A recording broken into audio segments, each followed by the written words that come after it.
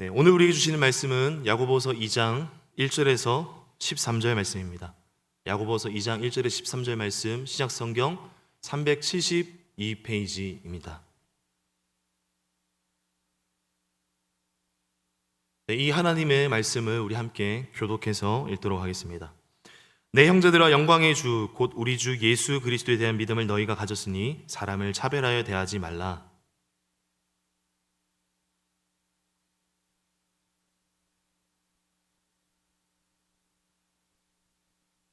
너희가 아름다운 옷을 입은 자를 눈여겨보고 말하되 여기 좋은 자리에 앉으소서 하고 또 가난한 자에게 말하되 너는 거기 서 있든지 내 발등상 아래 앉으라 하면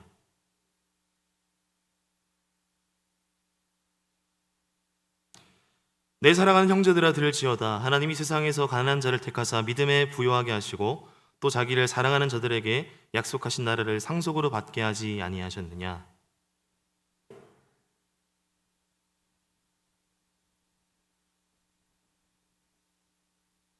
그들은 너희에게 대하여 일컫는 바 그 아름다운 이름을 비방하지 아니하느냐.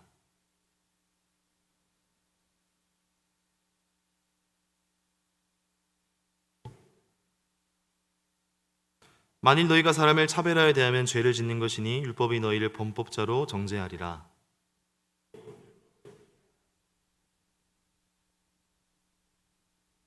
간음하지 말라 하시니가 또한 살인하지 말라 하셨은즉 내가 비록 간음하지 아니하여도 살인함이 율법을 범한 자가 되느니라.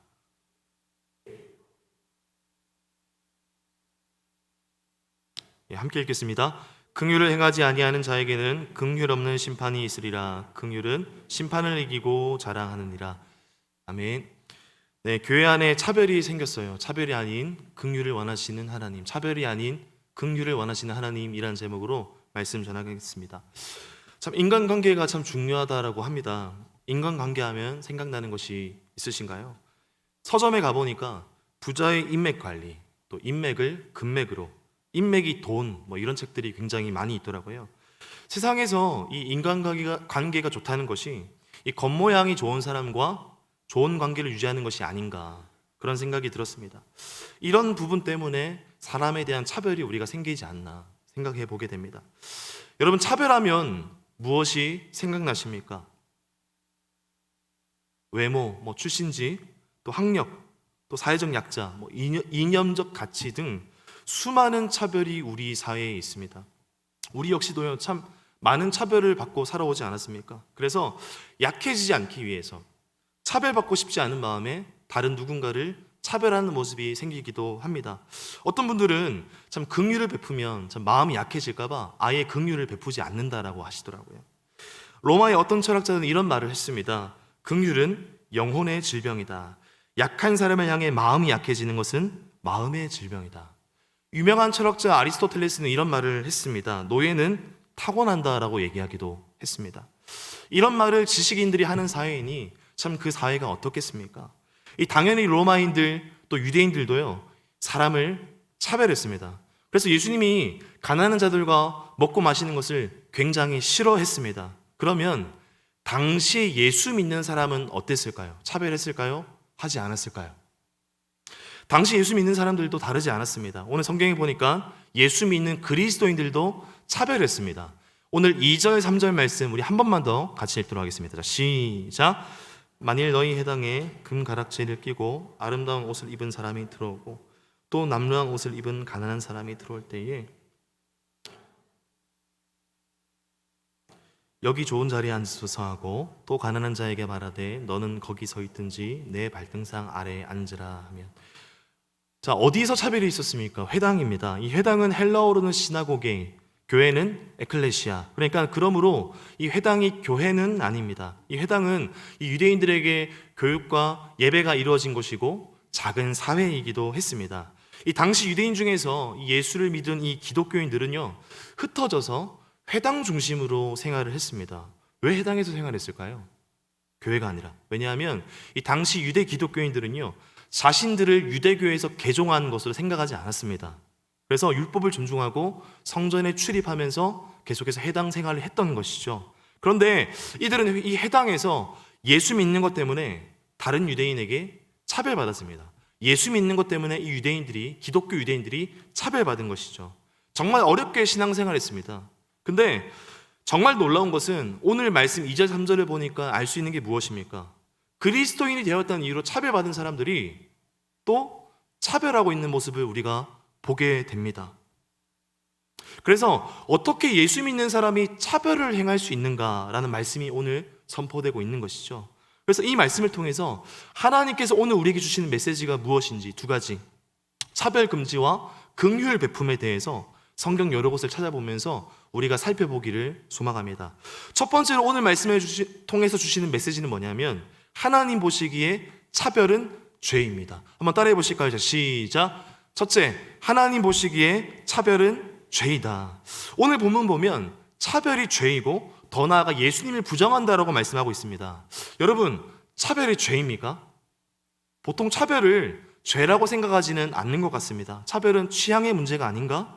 근데 오늘 말씀 9절을 보십시오. 보시면 제가 읽겠습니다. 만일 너희가 사람을 차별하여 대하면 죄를 짓는 것이니 율법이 너희를 범법자로 정죄하리라. 말씀은 차별이 죄라고 합니다. 왜 차별이 죄일까요? 1절 말씀에 나오는데요. 같이 한번 읽겠습니다. 자, 시작. 내 형제들아, 영광의 주 곧 우리 주 예수 그리스도에 대한 믿음을 너희가 가졌으니 사람을 차별하여 대하지 말라. 우리 주 예수 그리스도에 대한 믿음을 가졌으므로 차별하지 말라고 말씀합니다.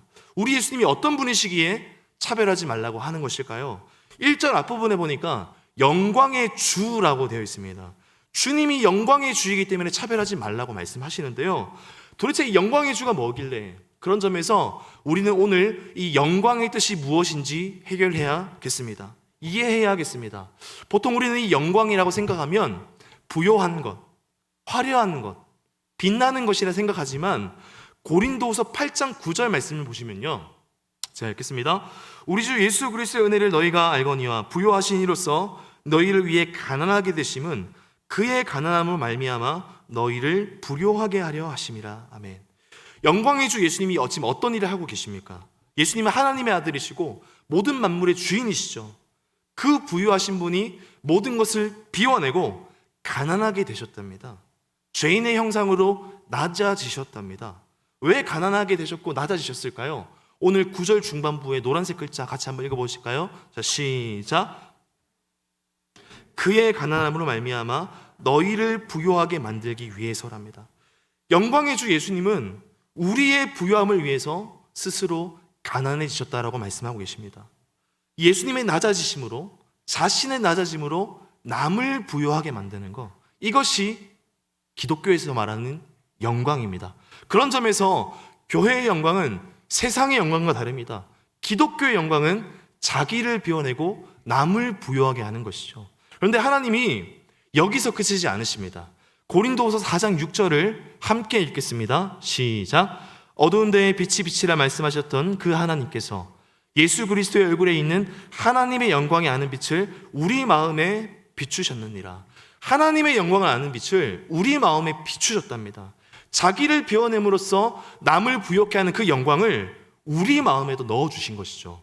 자, 그리고 다시 본문 2절 3절로 돌아가서요, 유대 그리스도인들이 부자는 여기 좋은 자리에 앉으십시오 하고 가난한 자는 너 거기 서 있든지 뭐 이렇게 발등상 아래 앉아 있든지 알아서 해라, 이렇게 차별을 했습니다. 그런데 이 기독교 유대인들이 차별하는 것에 대해서 오늘 말씀 4절에서 해설을 하고 있습니다. 4절 말씀입니다. 너희끼리 서로 차별하며 악한 생각으로 판단하는 자가 되는 것이 아니냐. 잘 보시면 차별과 판단이라는 단어가 떨어지지 있지 않고 연결되어서 같이 나오는 것을 우리가 보게 됩니다. 차별하며 악한 생각으로 판단하는 자. 여러분, 우리가 차별하면 무엇을 근거로 차별할까요? 내 판단을 근거로 차별하죠. 차별하지 않으셔도 잘 모르실 수 있겠지만 외모를 보고 판단합니다. 저 사람은 5,000원짜리 신발 신었네. 그리고 마치 자기가 재판관인 것처럼 판단하죠. 실제로 여기 4절에서 판단하는 자는 재판관이라는 뜻입니다. 자기가 재판관이 되어서 사람을 판단하고 이 판단을 통해서 차별이 이루어짐을 우리는 말씀을 통해서 알 수 있습니다. 그러면 이제 우리가 왜 차별이 죄인지 알 수 있습니다.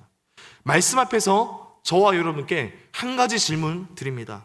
이 세상에서 가장 공정한 판단을 할 수 있는 분은 누구십니까? 하나님이십니다. 세상은 변합니다. 세상은 그때 맞고 지금은 틀립니다. 10년 전에 우리가 썼던 일기나 싸이월드의 글을 한번 생각해 보십시오. 5년 전에 했었던 결정을 한번 생각해 보십시오. 내가 이 글을 썼던 게 정말 맞나? 마음이 막 부끄럽고, 내가 왜 이 글을 썼지? 후회하게 되고, 내가 그때 정말 좁은 생각을 가지고 있었구나 생각을 하게 됩니다. 세상의 기준은 바뀌기 때문입니다. 그때 맞고 지금은 틀리기 때문입니다. 그런데 여러분, 하나님, 주님의 기준은 변하지 않으시고 주님은 기준 그 자체이십니다. 그래서 이 세상에서 판단할 수 있는 분, 유일한 재판관은 한 분이십니다. 믿으십니까? 그럼에도 불구하고 우리가 계속해서 판단하는 자리에 있어서 차별을 한다고 생각해 보십시오. 그러면 이것은 누구를 대신한다는 것이겠습니까? 하나님을 대신한다는 것이죠. 하나님을 대신하는 것만큼 큰 죄가 있습니까? 이것은 다른 신을 섬기는 것입니다. 그러니 차별이라는 것은요, 취향의 문제가 아니고요, 하나님의 주인 되심을 부정하는 겁니다. 하나님의 주권을 무시하는 거죠. 그래서 오늘 말씀에 차별은 죄라고 분명히 말씀하고 계십니다. 예수님은요, 스스로 가난해져서 유대인이나 헬라인이나 예수 믿도록 하시기 위해 오셨습니다.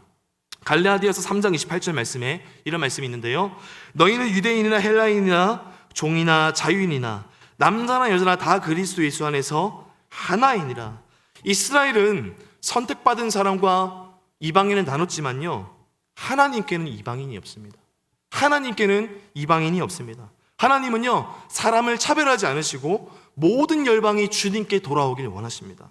그래서 우리가 혹여나 하나님이 저 사람을 선택하고 저 사람은 버리셨어, 이런 말을 우리가 속으로라도 하지 않기를 원합니다. 이런 맥락에서 우리가 5절 말씀을 잘 이해할 수 있습니다. 5절 한번 같이 읽겠습니다. 자, 시작. 내 사랑하는 형제들아 들을지어다. 하나님이 세상에서 가난한 자를 택하사 믿음에 부유하게 하시고 또 자기를 사랑하는 자들에게 약속하신 나라를 상속으로 받게 하지 아니하셨느냐. 아멘. 하나님이 가난한 자를 택하셨는데 어떻게 우리가 판단하고 차별할 수 있겠는가? 심령이 가난한 자에게 복이 있고 그에게 하나님 나라가 있다고 했는데 어떻게 그리스도인이 회당에서 가난한 자를 차별할 수 있는가? 그 말씀하고 계십니다.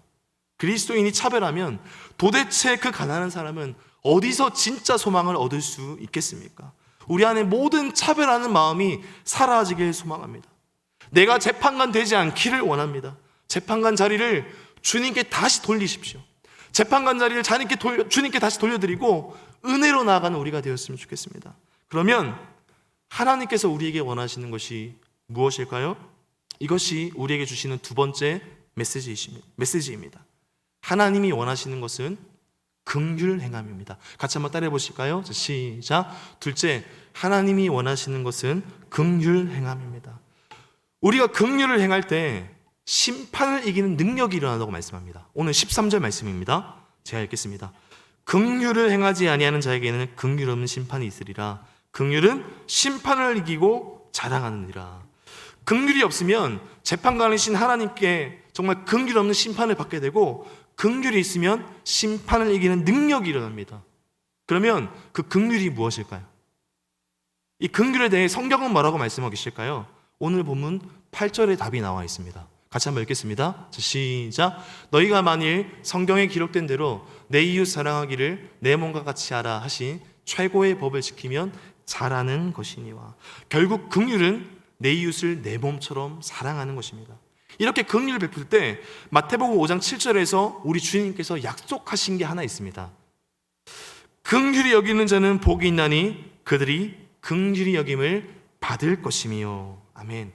긍휼히 여기면 하나님께 긍휼히 여김 받아서 심판을 이기고 자랑하게 됩니다. 저는 이것을 긍휼하면 내가 사는 은혜가 있다라고 말하고 싶습니다. 긍휼하면 내가 사는 은혜가 있다라고 말하고 싶습니다. 이 긍휼에 대해 잘 담고 있는 본문이 누가복음 10장에 우리가 잘 아는 선한 사마리아인 본문입니다. 이 비유를 통해서 내 이웃을 내 몸과 같이 사랑할 때 우리에게 일어나는 이 하나님의 긍휼히 여김이 무엇인지 잘 설명하고 있는데요, 이 율법교사가 누가복음 10장 25절에서 이렇게 물었습니다. 어떤 율법교사가 일어나 예수를 시험하여 이르되 선생님, 내가 무엇을 하여야 영생을 얻으리이까? 주님, 내가 무엇을 해야 영생을 얻을 수 있겠습니까? 그래서 예수님께서 이 율법 교사에게 물으십니다. 뭐라고 물으셨냐면 율법에 뭐라고 기록되어 있니? 율법 교사가 27절에서 말합니다. 대답하여 이르되 내 마음을 다하며 목숨을 다하며 힘을 다하며 뜻을 다하여 주 너의 하나님을 사랑하고 또한 내 이웃을 내 자신같이 사랑하라 하였나이다. 그러면서 예수님께서 정말 중요한 말씀을 하십니다. 28절 말씀에 이렇게 말씀하십니다. 예수께서 이르시되 내 대답이 옳도다. 이를 행하라. 그러면 살리라. 이를 행하라. 그러면 살리라. 왜 행하라? 그러면 살리라라는 말씀을 주셨을까요? 이 다음에 선한 사마리아인 비유가 나옵니다. 이 강도 만난 피 흘린 사람이 있었는데요. 그 레위인도 그를 구하지 않고 그냥 지나가고 제사장도 그냥 모른 척 지나갑니다. 그런데 이 이스라엘과 원수지간이었던 이 사마리아 사람만 그 강도 만난 사람을 도와줍니다. 그래서 보통은 이 비유가 선한 사마리아인처럼 긍휼을 베푸십시오 하는데 그칩니다만 이 말씀에 정말 중요한 내용이 있습니다. 예수님이 이 이야기를 왜 하셨나요? 예수님께서 이 선한 사마리아인 이야기를 왜 하셨나요? 처음에 율법학자가 예수님께 다가와서 이렇게 얘기했기 때문입니다. 어떻게 얘기했습니까? 주님, 어떻게 하면 영생을 얻을 수 있습니까? 어떻게 하면 살 수 있을까요? 그 질문에 대한 대답으로 예수님께서 선한 사마리아인 비유를 얘기하시고 이대로 행하라. 그러면 네가 살 것이다. 이렇게 말씀하셨습니다. 그럼 여기서 또 질문 하나 드리겠습니다. 예수님께서 행하라. 그러면 살리라 라고 말씀하셨는데 누가 사는 겁니까? 강도 만난 사람입니까? 질문한 율법학자가 산다는 것입니다. 무슨 말입니까? 네가 긍휼히 여기면 네가 살 것이다. 이것이 저에게 참 큰 충격이었습니다. 이게 내가 사는 비결이구나. 우리 안에 참 많은 아픔이 있지 않습니까? 세상에서의 차별로 인한 그 고통, 그것이 어느새 굳어져서 나도 똑같이 다른 사람을 차별하고 있는 그 슬픈 모습, 때론 그것을 가족에게 풀기도 하고 그러면 안 되는 걸 알면서도 우리의 자녀들에게 풀기도 합니다. 그래도 안 풀리면 자주 내 상처에게만 집중합니다. 하나님, 제가 괴롭습니다. 하나님, 나를 아무도 안 도와주네요. 하나님, 저를 버리셨나요? 그런데 주님께서 말씀하시는 것은 계속 내 상처만 바라보지 말고 이를 행하라. 그러면 살리라라고 말씀하십니다. 누가 삽니까? 내가 진심으로 다른 사람을 사랑하고 섬길 때 그것이 내가 사는 비결이 된다라고 주님께서 말씀하고 계십니다. 교회를 잘 섬기는 분들이 참 많으십니다. 그래서 꼭 그분들에게 제가 이렇게 말합니다.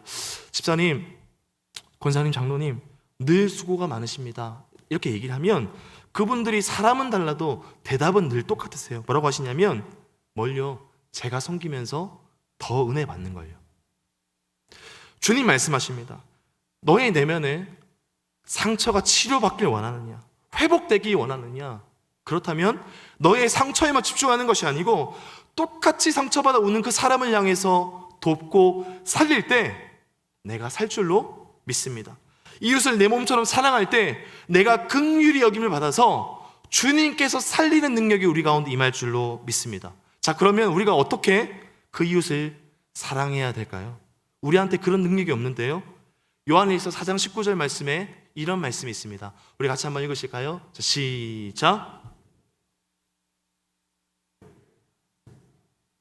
한 번만 더 크게 한번 읽어볼까요? 자, 시작.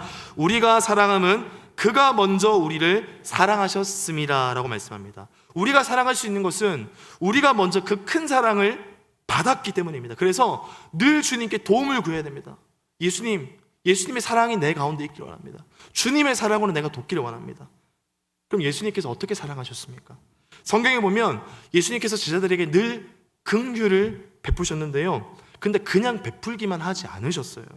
예수님은 긍휼을 베푸실 때 그 제자들에 대한, 그 대상에 대한 기대를 항상 가지고 긍휼을 베푸셨습니다.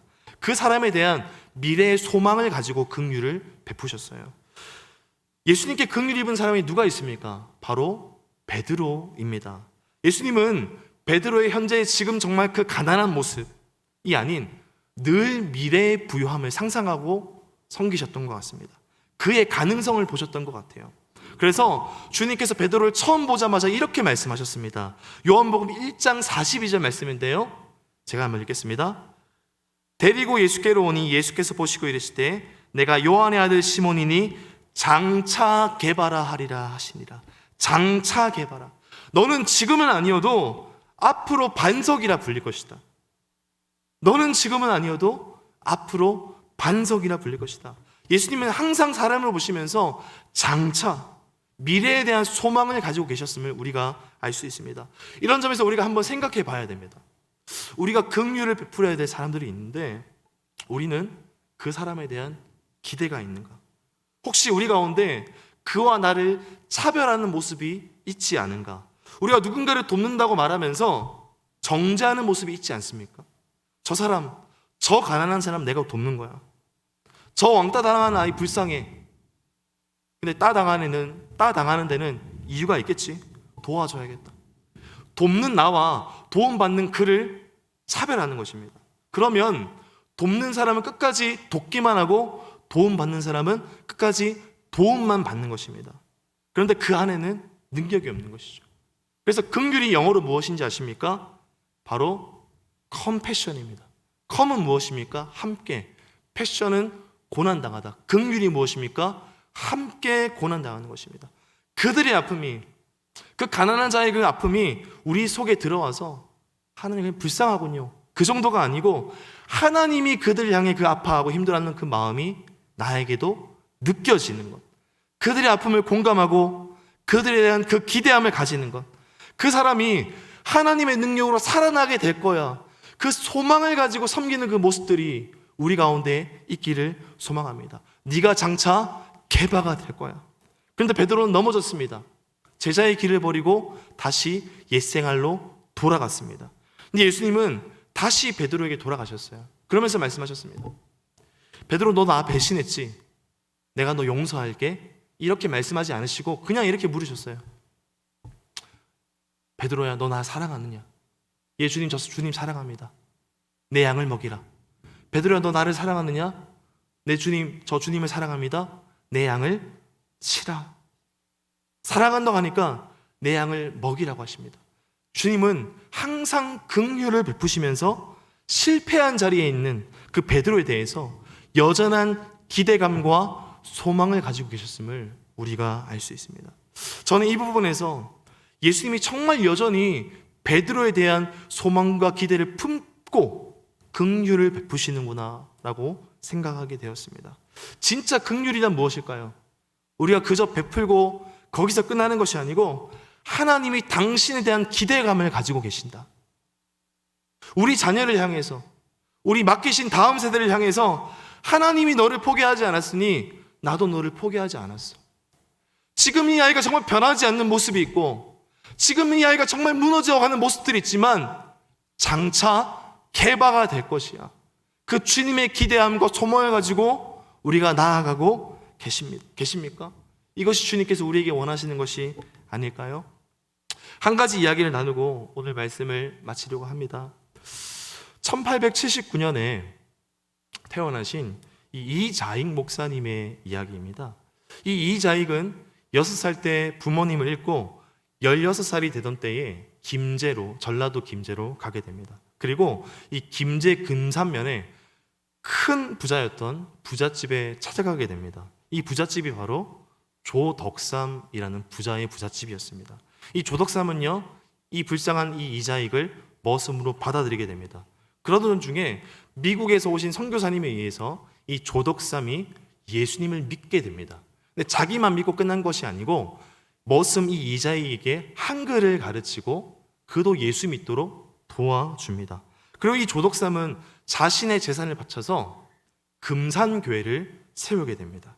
이 금산교회는요, 이 조선시대 때 지어진 교회인데요, 지금은 상상할 수 없는 기역자 모양의 교회입니다. 왜 이렇게 지었을까요? 예, 맞습니다. 남녀칠세 부동석이었기 때문에 한쪽에는 남자만 앉고 한쪽에는 여자만 앉고 말씀 전하시는 목사님 이 중간에서 말씀을 전하시는 거죠. 그렇게 오래된 교회였습니다. 그런데 교회에 믿는 사람이 더 많아지자 장로를 뽑게 될 때가 되었습니다. 선교사님이 누굴 장로로 뽑을까 하다가 추천을 받았는데 결국 두 사람이 추천을 받게 되었다고 합니다. 누가 추천을 받게 되었을까요? 등장인물이 두 명이니 당연히 이 두 분이시겠죠. 부자셨던 조덕삼 그리고 머슴인 이자익. 투표를 했습니다. 누가 장로가 되었을까요? 사람들은 당연히 조덕삼이 되었을 것이라 생각했지만 그렇다면 제가 지금 이 시간 말하지 않겠죠. 이 머슴 이자익이 장로님으로 뽑히게 되었습니다. 사람들은 정말 당황했습니다. 이 1894년에 신분제가 폐지되긴 했으나 여전히 이 신분제의 분위기가 있었기 때문이죠. 여러분이 만약에 이 조덕삼이라면 어떻게 하시겠습니까? 제가 생각해 봤을 때 너무 민망하고 부끄러워서 에이 나 안 해. 나 나갈래. 그러지 않았을까 싶습니다. 그런데 이 조덕삼이 당황하고 있는 사람들을 제치고 나와서 이렇게 얘기했습니다.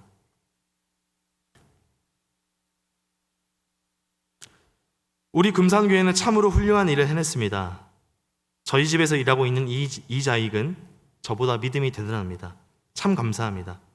나는 하나님의 뜻을 잘 받아들여서 이자익 장로를 잘 받들고 더욱 교회를 잘 섬기겠습니다.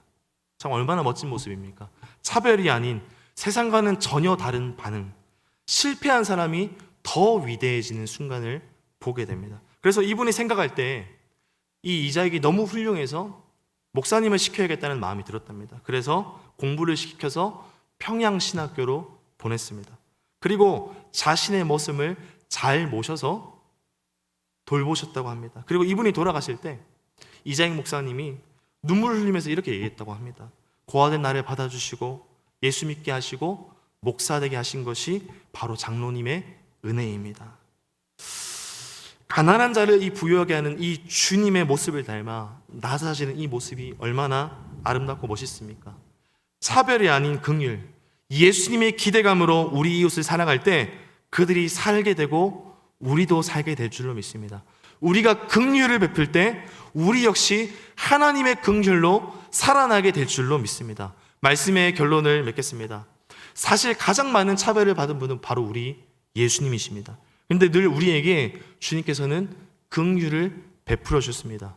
예수님처럼 차별받은 우리가 남을 차별하지 않기를 원하고 부요하게 세울 수 있기를 간절히 소망합니다. 그래서 이 기도 시간 가운데, 이 말씀 시간 가운데 우리가 주님께 부름받은 사람으로서, 우리가 주님께 긍휼함을 입은 자로서 기도를 통해, 말씀을 통해, 예배를 통해 긍휼을 흘러보내는 귀한 시간 되기를 소망합니다. 십자가 사랑으로 주님의 사랑을, 주님의 긍휼을 흘러보내는 우리 이 시간 되기를 간절히 소망합니다.